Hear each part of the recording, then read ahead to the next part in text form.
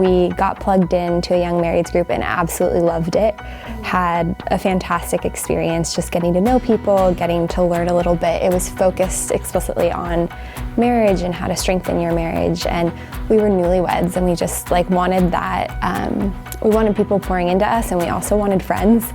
And we really got friends from that group. When we got plugged into that group, there was an element of, the first few weeks you hear some other couple talking about something they're going through that week, and you're like, that's us too. And so it was that kind of resonating between kind of the shared experiences that really drew us in.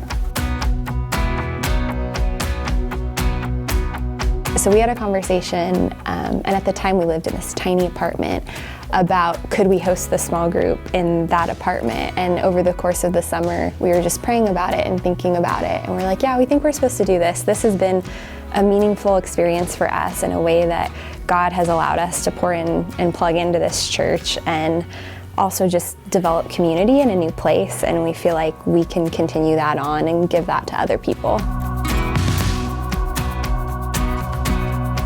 I had this fear. It was our first group of things need to be perfect. We need to be ready for this. I kept apologizing, and finally one of them looked at me and just said, stop. We're here and we're happy to be here and we're thrilled to be here. And I think that was a really big lesson for us in leading of people aren't interested in having the perfect space. They're not interested in what your house looks like. They really don't care.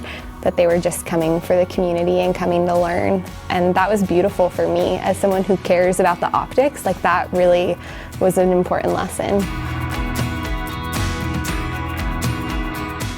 Do it. I think the reality is there's always fear, and fear is kind of an inhibiting, blocker to taking that step. But the reality is, if people will show up, they'll be excited to be there. They're not going to be worried about whether the house is put together perfectly or whether you have the right food, whether you even know what to say to lead.